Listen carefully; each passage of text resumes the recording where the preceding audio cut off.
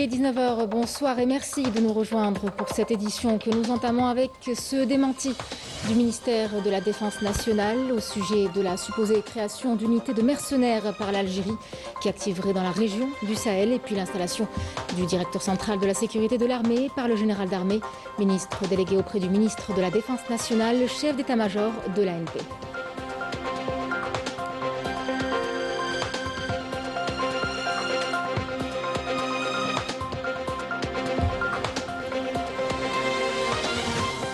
Arza, les Palestiniens vivent dans des conditions d'hygiène et sanitaire effroyables, une situation qui alerte l'ONU, surtout dans cette période de l'hiver. L'organisation appelle à une mobilisation internationale pour protéger les civils et faire respecter le droit des Palestiniens.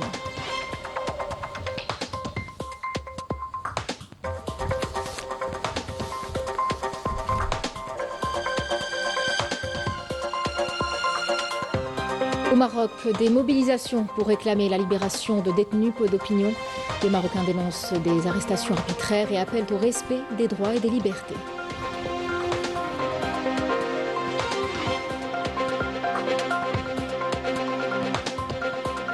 Et puis nous irons aussi à Tigda qui abrite la première édition du Festival national hivernal de tourisme, de sport de montagne et de sensibilisation environnementale. Le site attire randonneurs, guides et amoureux de la nature. Reportage dans quelques instants.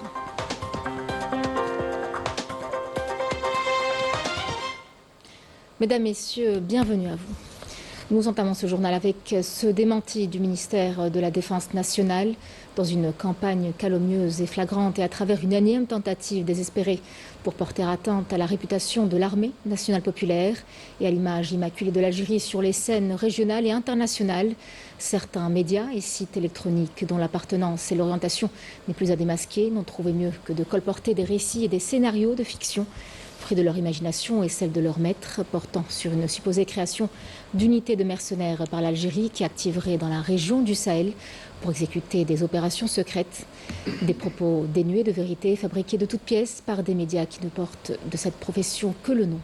À ce titre, le ministre de la Défense nationale dément formellement les allégations et les accusations infondées propagées par ces sites mercenaires qui exécutent les agendas sournois tracés par des entités hostiles à l'Algérie, portant une haine viscérale à l'égard de notre pays, dans l'espoir d'en ébranler la stabilité, de ternir l'image des institutions de l'État algérien et de manipuler l'opinion publique qui est désormais parfaitement consciente de la fourberie et ses sources et ne peut être bernée par ces mensonges invraisemblables.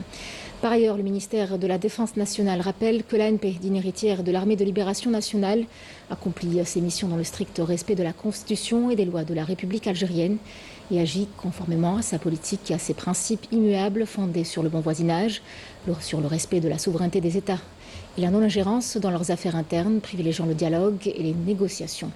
L'Algérie qui plaide sans cesse via les forums internationaux et régionaux pour l'établissement de la paix et la sécurité à travers le monde et dans la région du Sahel particulièrement et appelle en permanence à l'application du droit international n'avait jamais ménagé d'efforts et continue d'œuvrer diplomatiquement pour établir la stabilité dans le Sahel, prônant les solutions pacifiques dans la résolution des crises et des conflits, loin de la logique des armes. L'Algérie faisant partie indissociable du Sahel dont le destin et les intérêts convergent inévitablement ne peut invraisemblablement être la cause de son instabilité. Bien au contraire, notre pays œuvre inlassablement à contribuer au développement économique et social des populations locales, prônant les valeurs de solidarité et honorant les relations historiques et humaines privilégiées qu'il attache au peuple de la région du Sahel. D'autre part, l'Algérie n'acceptera aucune surenchère sur la lutte contre le terrorisme, étant la première à en subir les affres et la pionnière dans son éradication. Elle avait déclaré une guerre sans merci au terrorisme à un moment où le doute, l'hésitation, la complicité régnaient dans les sphères politiques et médiatiques et aussi dans les forums régionaux et internationaux. Ces campagnes médiatiques méprisables, alimentées par des rumeurs et des fake news, ne pourront aucunement atteindre leur dessein abject et ne réussiront jamais à perturber le rôle pivot de notre pays dans la région en tant qu'acteur efficace dans la promotion de la paix et la stabilité. Fin de ce démenti du ministère de la Défense nationale. Installation, comme je vous le disais, du directeur central de la sécurité de l'armée, le général Abbas Ibrahim, par le général d'armée Saïd Chengriha, ministre délégué auprès du ministre de la Défense nationale, chef d'état-major de l'armée nationale populaire. Walid Bonouis. Au nom de Monsieur le Président de la République, chef suprême des Forces armées, ministre de la Défense nationale, Monsieur le général d'armée Saïd Chengreha, ministre délégué auprès du ministre de la Défense nationale, chef d'état-major de l'armée nationale populaire, a présidé ce samedi 13 décembre 2025 la cérémonie officielle d'installation du directeur central de la sécurité de l'armée, le général Abbas Ibrahim. باسم السيد رئيس الجمهورية القائد الأعلى للقوات المسلحة وزير الدفاع الوطني. Au nom de Monsieur le Président de la République, chef suprême des Forces armées, ministre de la Défense nationale et conformément au décret présidentiel du 8 décembre 2025, j'installe officiellement le général Abbas Ibrahim dans les fonctions de directeur central de la sécurité de l'armée en remplacement du général Djerribi Mahrez. آمركم بالعمل تحت سلطته وطاعة أوامره وتنفيذ تعليماته. Aussi, je vous ordonne de travailler sous son autorité, de suivre ses ordres et d'exécuter ses instructions dans l'intérêt du service, en application des règlements militaires en vigueur et des lois de la République et en faisant montre de fidélité au sacrifice de nos vaillants shuhada et aux valeurs de notre glorieuse révolution. وتخليدا لقيم ثورتنا المجيدة.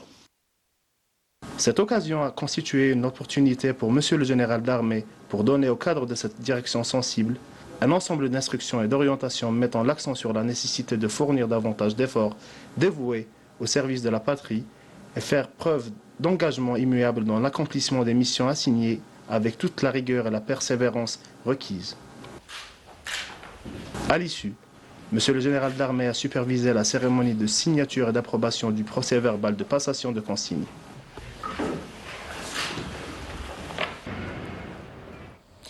Le projet de la ligne ferroviaire minière de l'Ouest reliant Béchar à Tindouf et Garage Billet est en voie d'achèvement.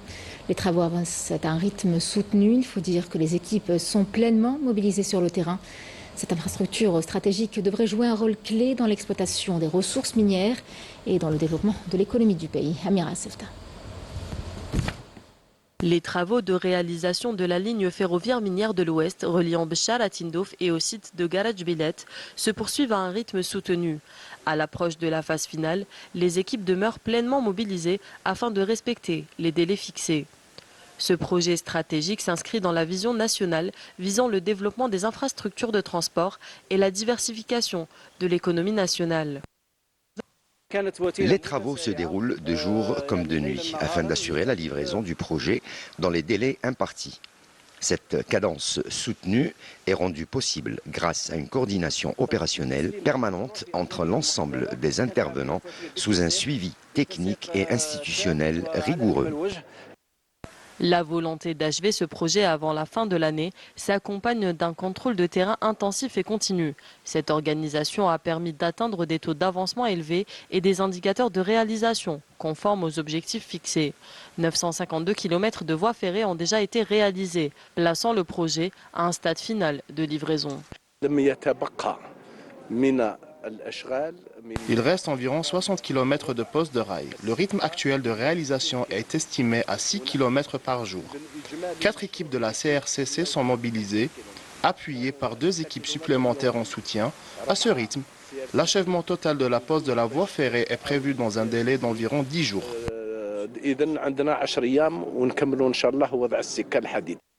L'achèvement de ce projet constituera un levier majeur pour la mise en valeur des ressources minières nationales et le renforcement de la chaîne logistique. Il contribuera ainsi au développement économique durable et à la diversification des activités hors hydrocarbures. La situation humanitaire reste extrêmement préoccupante à Gaza. Malgré les annonces de trêve, les Palestiniens vivent dans des conditions très difficiles. Destruction, manque d'aide et insécurité. L'ONU alerte sur une crise qui s'aggrave notamment en hiver. Maïs Al-Bouala. Avec l'arrivée de l'hiver, des centaines de milliers de Palestiniens, privés de tout, vivent dans des conditions d'hygiène et sanitaire absolument effroyables. Les conditions hivernales combinées à une eau et un assainissement insuffisants devraient entraîner une recrudescence des infections respiratoires aiguës. Alors que le dit accord de cessez-le-feu prévoit l'acheminement quotidien de 600 camions d'aide humanitaire, or seuls 200 seulement sont autorisés chaque jour. En plus de la famine qui sévit depuis plusieurs mois dans la bande de Raza, la vague de froid cause des victimes supplémentaires. Hier, 3 enfants sont morts d'hypothermie après les pluies diluviennes qui se sont abattues sur les camps des réfugiés. Selon le porte-parole de l'UNICEF, actuellement à Raza, les températures nocturnes pourraient tomber autour de 8 ou 9 degrés. Selon lui, les pluies sont intenses et les familles vivent dans des tentes improvisées battues par le vent, à peine protégées par une bâche en plastique. Alors que la bande de Raza s'enfonce dans une crise humanitaire sans précédent, le secrétaire général de l'ONU, Antonio Guterres, tire une nouvelle fois la sonnette d'alarme. Il affirme que la situation à Raza demeure catastrophique, indiquant que plus de 80% des bâtiments résidentiels et publics ont été détruits ou gravement endommagés par les bombardements des forces d'occupation sionistes, malgré le dit cessez-le-feu en vigueur. Dans un rapport des Nations Unies, Antonio Guterres a affirmé que les frappes aériennes répétées continuent de faire de nombreuses victimes civiles palestiniennes et de causer d'importants dégâts aux infrastructures.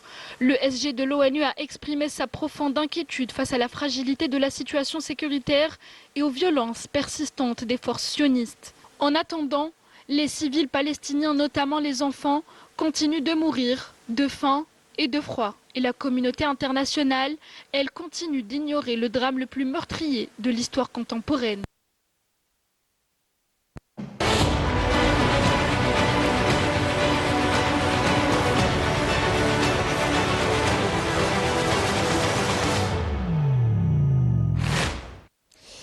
Dans la ville de Casablanca, des rassemblements ont été observés pour réclamer la libération de détenus d'opinion, des mobilisations qui dénoncent des arrestations jugées arbitraires et appellent au respect des droits et des libertés dans un contexte de tensions sociales persistantes à travers tout le pays. Amira Sefta. Depuis Casablanca, la contestation reprend de la vigueur. Des mobilisations réclament la libération des détenus d'opinion au nom de la dignité et de la justice sociale.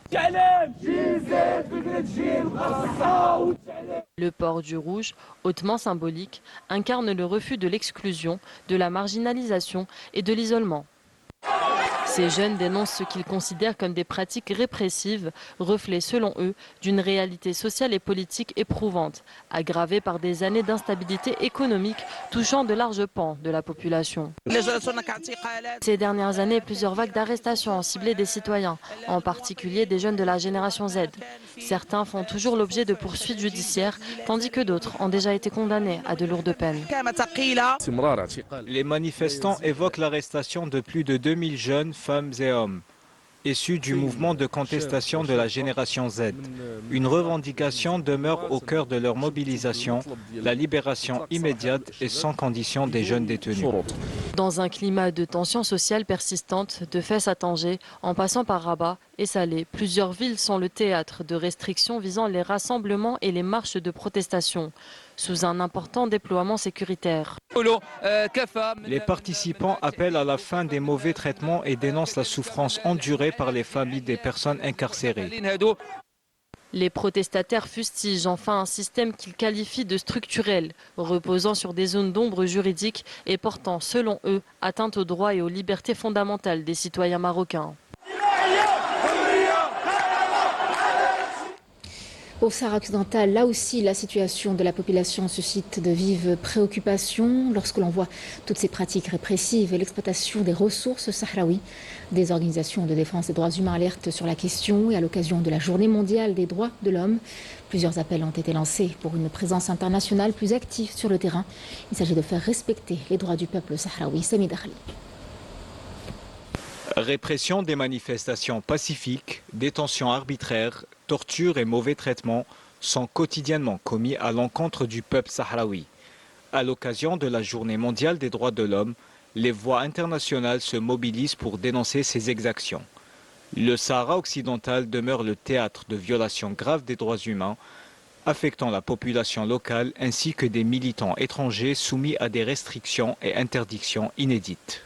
Toute la communauté internationale aujourd'hui s'intéresse au sort qui est fait aux plus démunis et à ceux qui aujourd'hui sont en prison, comme les prisonniers politiques du Sahara qui sont détenus de manière tout à fait illégale au Maroc aujourd'hui par les autorités marocaines. Mais nous sommes ici aussi en cette journée pour rappeler l'ensemble des droits fondamentaux du peuple sahraoui. Des violations quotidiennes frappent les droits du peuple sahraoui.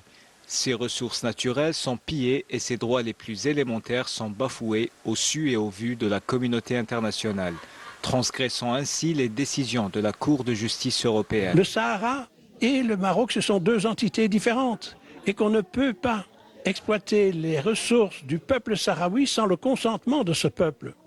Et que ce peuple est représenté par le Front Polisario. Les ressources et les richesses naturelles sont la propriété du peuple sahraoui. Aucune autre patrie n'a le droit d'en disposer sans la volonté du peuple sahraoui. Le collectif des défenseurs sahraouis des droits humains au Sahara occidental plaide pour la création d'un mécanisme onusien indépendant chargé de surveiller, documenter et rendre compte des violations des droits humains dans le pays. Le CODESA a souligné que la MINURSO demeure la seule mission onusienne au monde dépourvue d'un mandat de surveillance des droits humains, créant ainsi une faille majeure dans la protection internationale. Le ministre de la Communication, Zohaïl Bouamama, a pris part à la cérémonie d'inauguration officielle du Musée national libyen, un des principaux monuments culturels et civilisationnels de l'État libyen frère.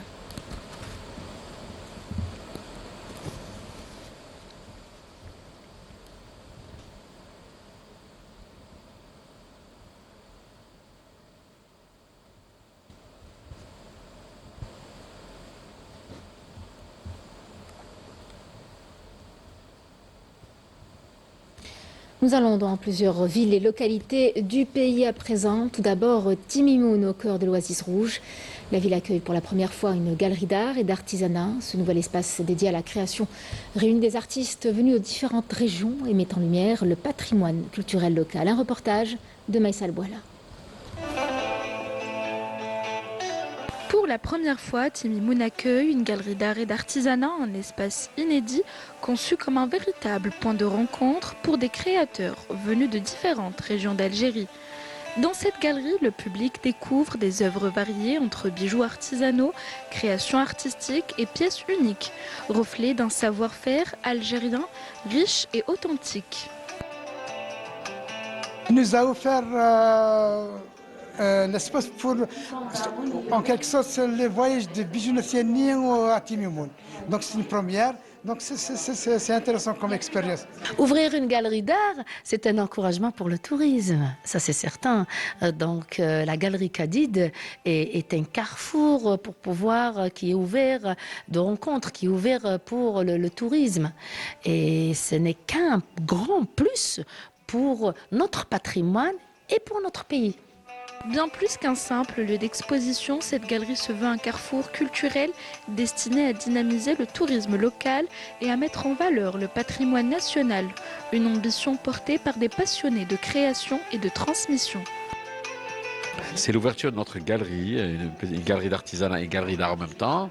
C'est-à-dire qu'on a créé un espace pour tous les artisans algériens et même étrangers pour se produire chez nous et exposer. On est même dans la... C'est-à-dire on propose même un espace pour les gens pour signer des dédicaces, pour des livres et tout. Ça reste quand même un espace qui est ouvert à tout le monde artistique. Afin qu'on puisse recevoir des artisans de l'Algérie, des artisans, même les locaux. Nous sommes à Timimoun. Timimoun qui a ouvert aussi ses portes, nous a souhaité la bienvenue. Nous ressentons un endroit qui est très spirituel. Et dans la spiritualité, l'artisan a un symbole. Ce symbole, il dénote quoi? Il dénote l'identité et les constantes d'un patrimoine très riche, un patrimoine ancestral. L'expérience invite les visiteurs à plonger dans l'âme de Timimoun à la découverte de son patrimoine unique à travers l'art algérien entre tradition et modernité. Timimoun, c'est la meilleure ville في الصحراء. Pour moi, Timimoun est la meilleure ville du Sahara algérien. J'ai déjà visité Territ, j'ai visité Gardaya, mais je trouve que Timimoun reste vraiment la meilleure destination. Et j'invite les gens à venir la visiter. Tout le monde y joue le Timimoun. Yeah, this is the first time for me, but I'm very happy to be here. Je suis venue à Timimoun pour la première fois et je suis très heureuse d'être ici. J'aime beaucoup les gens, j'admire leur art et j'adore cette cape qui m'a été offerte. Je parlerai de Timimoun à mes amis en Chine et je les inviterai à venir la découvrir dès le mois de janvier prochain. I will take them in the next January. En réunissant artistes, artisans et visiteurs, cette première galerie d'art ouvre un nouveau chapitre pour Timimoun, affirmant la culture comme un véritable moteur de développement, d'attractivité touristique et de valorisation de l'identité algérienne. C'est à Tizi Ouzou que nous vous emmenons à présent, où notre journaliste Amira Sefta s'était initialement rendue pour suivre la cueillette des olives.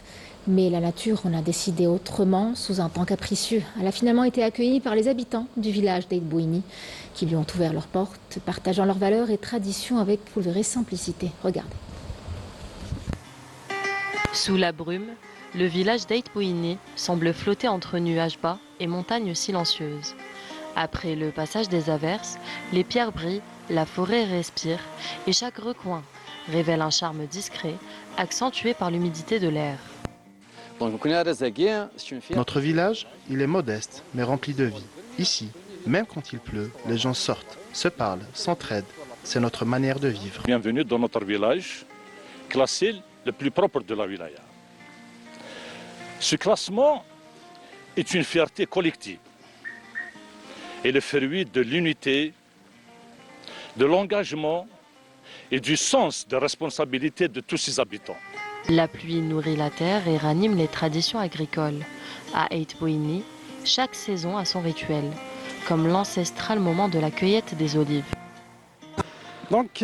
D'habitude, à cette période de l'année, nous sommes au champ pour la cueillette des olives. Les conditions météorologiques ont rendu la tâche difficile. Nous attendons une éclaircie pour reprendre le travail. Pour nous, la récolte est une tradition annuelle respectée. Même les visiteurs de passage ressentent cette atmosphère unique, cet équilibre subtil entre la beauté sauvage des paysages et l'accueil chaleureux des habitants. C'est magnifique, je me sens vraiment bien. La nature, l'hospitalité des villageois, tout est merveilleux. Mais ce qui frappe surtout, c'est l'esprit de communauté. Personne ne reste seul chez nous. Face à un problème, un besoin d'aide pour travailler ou récolter, les habitants du village se mobilisent aussitôt. C'est une règle de vie ancestrale. Malgré les caprices de Dame Nature, les habitants d'Aït Bouini gardent leur énergie et leurs traditions intactes. Dès que la pluie cessera, les paniers d'olives reprendront le chemin des champs, un village qui prouve, une fois encore, que la solidarité et patience restent ses meilleures richesses. Et pour notre dernière halte, direction Tikjda, qui abrite le festival des sports de montagne en plein hiver. Le site attire des randonneurs, des guides et tous ceux qui aiment l'aventure. Une de nos équipes s'y est rendue pour partager avec nous tout ces moments en pleine nature. Un reportage de Feril Hamdi.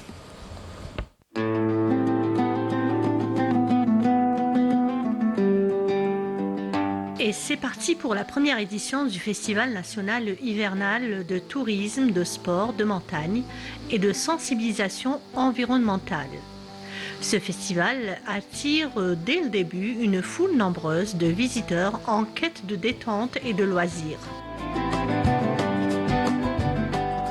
On a fait appel à toutes les parties prenantes, à tous les gens, qui soient guides de montagne, qui soient guides touristiques, qui soient randonneurs, qui soient amoureux de la nature, qui viennent, qui fréquentent le Djurdjura, de venir, c'est-à-dire participer à ce concours. On a arrêté deux thématiques, la photo.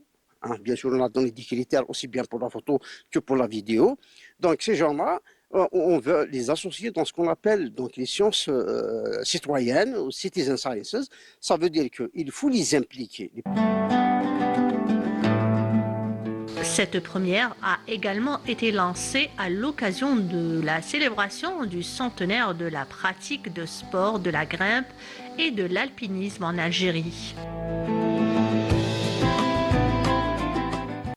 Et je vous dis que la station où vous êtes en ce moment, elle a été créée en 1948. 1948.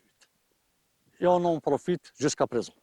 Des activités et des concours ont été organisés durant ces 3 jours au grand bonheur des amoureux de la nature.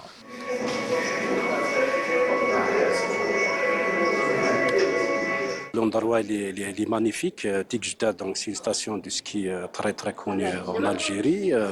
Et chaque année, il y a beaucoup de randonneurs qui visitent le lieu et ils organisent aussi des journées, des manifestations sur le tourisme et le paysage de la région aussi.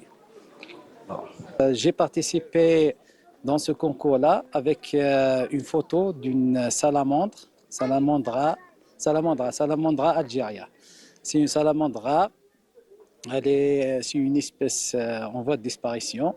Elle est protégée par l'UNESCO et même l'État algérien l'a classée parmi les espèces à protéger. J'ai participé au concours organisé par le parc de Djura. Donc j'ai eu le premier prix de la photo. Le contenu de la photo, c'est un rocher avec une silhouette d'un lion. Donc un lion, un animal existant qui a disparu au Djura. Donc c'est une manière de le faire renaître. Et aussi une manière de penser que le lion, il veille aussi sur notre nature. Au cours de notre tournage, nous avons rencontré Amar, guide de montagne. Pour lui, la montagne nous fait rêver. Son univers de pics, de rocs et de glace façonné par le vent et la neige nourrit notre imaginaire. Dès la naissance, j'étais prédit pour être un montagnard. Et Kadouche a suivi cette providence et cette prédiction. J'ai commencé par être initiateur, puis instructeur, formé par les 2 écoles, renommées mondiales, autrichienne et française. Donc, on en a profité avec l'État algérien, que je remercie de nous avoir donné cette formation. Pour notre guide de montagne, le seul mot de guide est à lui seul évocateur de toute une histoire de l'aventure humaine. Nous avons les montagnes, nous avons le désert, nous avons la mer et nous avons les forêts. Donc c'est un pays qui est très beau. Entre ces cimes enneigées et ces forêts de cèdres millénaires, Tigjda est un véritable chef-d'œuvre de la nature. Du football à présent, le sélectionneur national Vladimir Petković a dévoilé cet après-midi la liste des 28 joueurs qui prendront part à la prochaine Coupe d'Afrique des Nations.